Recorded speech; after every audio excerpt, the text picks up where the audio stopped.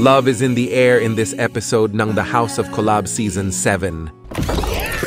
Relasyon namin, ako may yung mababa yung pride. Ay, siya yung mataas yung na pride. Siya laging galit, lahat yan. Pero ako lang laging chill. Mas maintindihin. Ako talaga. Hala! Ops, tama na. Kasama nagkikipag-away. Siya yung unang nag-approach. Approach sa chat? Oo. Oo, sa chat. Huh? Pero walang meaning. Anong bago? Walang meaning yun. Kapal na mukha ako. Anong bago?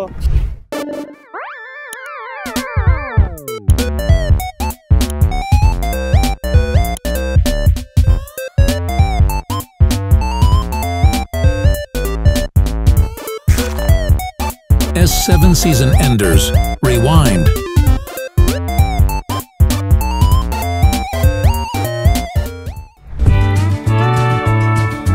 Naalala nyo ba ang beach trip ng Talk Season 7?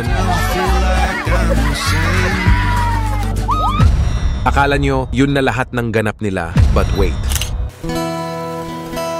Some never-before-seen footage na puno ng kilig ang makikita nyo today. Kasi nagbabalik ang tent na siyang nagpapatibay ng relationship. Sino nga ba ang mga love team na makikilala natin today? Unahin natin si Jimpak at Gail. Si Jimpak, mahilig mag-joke lang sinigang, pero seryoso nga ba ang pag-ibig kay Gail? Ilang months na kayo or years? No. 10 months. 10 months. Mag-11 months ngayong 19 po. Ngayong May 19. Relasyon namin, ako may yung mababa yung pride. Ay, siya yung mataas yung na pride. Siya laging galit, lahat yan. Pero ako lang laging chill. Kung nakita nyo lang sa 24/7, pag mag-away kami, siya yung mga ganun na mga ganun. Pero ako, chill lang ako.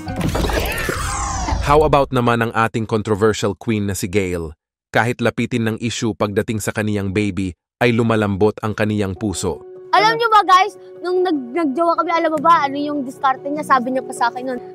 Nag-video call kasi kami nun, ngayong araw ko siya nireplyan, hanggang gabi kami nagchat-chat. Tapos nung alas 7 na siya, nagpindot siya ng call. Tapos sabi ko, tumawag ka pala, di ko napansin. Sabi niya, ay sorry, napindot ko lang. Tapos bigla siya nagsabi, hindi ka ba busy, tatawag ako. Para-paraan. Pero ikaw, tawag, go. Alam mo ano sabi niya, para magkita ng sabi niya, punta tayo Simala, tapos maligo tayo ng pools overnight. Sabi ko, why? Gabi ka naman.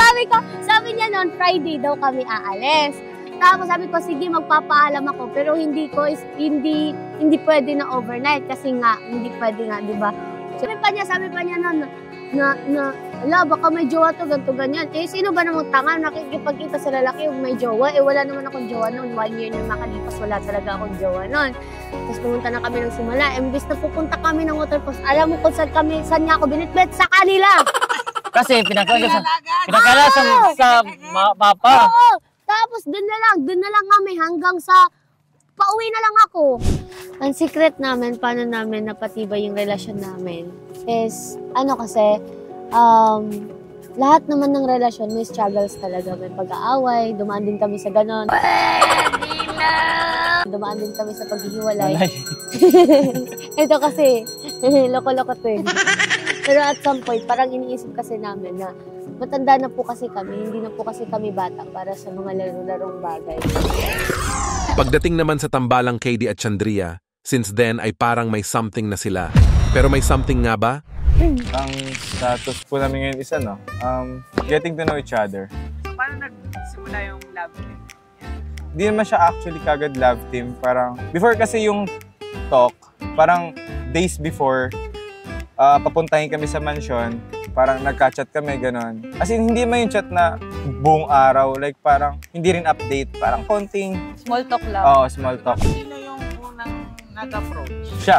Siya yung unang nag-approach. Approach sa chat? Oo. Oo, sa chat. Huh? Pero walang meaning. Anong bago? Walang meaning yun, kapal na mukha. Anong bago? Kami mo sa hindi. Sos, patay na patay ka nga sa akin. Wala, ikaw nga nagad sa akin. Nag-chat lang ako ng una. Sa beach. Kasi may dining, ganun. Kasi yun din yung, if ever na magkaka-girlfriend ako, or if ever na upgrade or manligaw na ako, or umabot man sa ganung point, Syempre, yun yung isa sa mga hindi ko pa nagagawa sa past ko na gusto kong ma-experience ng susunod ko. And at the same time, gusto ko rin ma-experience na iparamdam. Sa akin, out of town din eh. Beach din kasi maganda.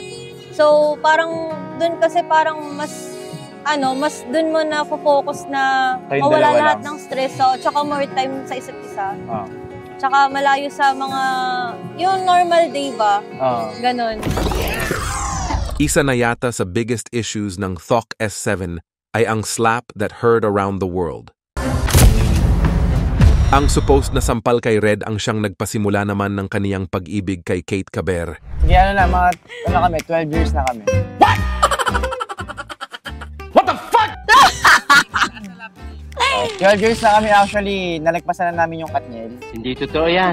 So, medyo record-breaking tong pagsasama. Wow! Sino yung mas maintindihin? Ako. Ako. Ako talaga. Ops, tama na. Kasama nagkikipag-away. Very composed kasi ako yung tao eh. Alam mo yun, sobrang mahinawan ako magsalita. Sobrang... No. Kapag may gusto kong sabihin na hindi ko gusto, makikita mo kagad sa galaw ko eh. Ba't ako natatawa kasi bakit? siya yung mas tampuhin sa aming dalawa. Ano bang tanong niya? At maintindihin. Oh. Kaya kapag nagtatampo ka, madalas na nagtatampo ka, iniintindi kita. Kaya mas maintindihin ako kaysa sa'yo. Dumating ba sa point mo na hindi mo inaakala na magiging lalaki mo? Oo naman, putik itsura naman nito. Diyos ko po. Wow, parang logi ka sa akin. Ako nga yung logi sa'yo. Napakalayo sa highs. Guys, comment down below kung sino mas lugi sa aming dalawa. Walang comment. Visible naman sa camera. Ganon! Ang kapal ng face! Hindi ko masasabi kung date yun kasi parang for me naman kasi, basta kasama ko siya parang date na kasi sa akin. Siguro hindi lang siya nagiging engrande kasi parang wala naman kasi akong standard na date. Siguro dream date siguro is Di, tsaka madali tayong mababaw lang kasiyahan Oo. natin. Di kami ang tawag dito, high maintenance. Hindi kami luxury Di kami high personalities. maintenance. Parang Mas okay kami sa quality time lang, ganon. okay na ako yung date lang na quality time na magkasama kami or kasama namin yung family ng either side. Yari, no last time, birthday ng papa niya, kasama ako dun sa kanila. So para sa akin, quality time na yun na birthday, tapos date na rin para sa akin na sense. Kumbaga, kino-consider ko na yun na date. Basta magkasama kami dalawa. Will you be my girlfriend?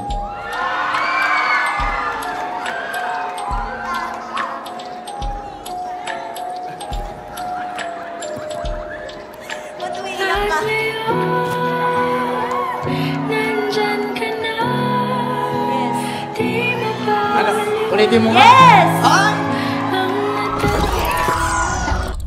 Nilanggam ba kayo sa sweetness ng ating three pairs? Watch our Season 7 concert on the link below. And for more exciting videos, subscribe sa The House of Collab para hindi ka mahuli sa aming latest videos. They're coming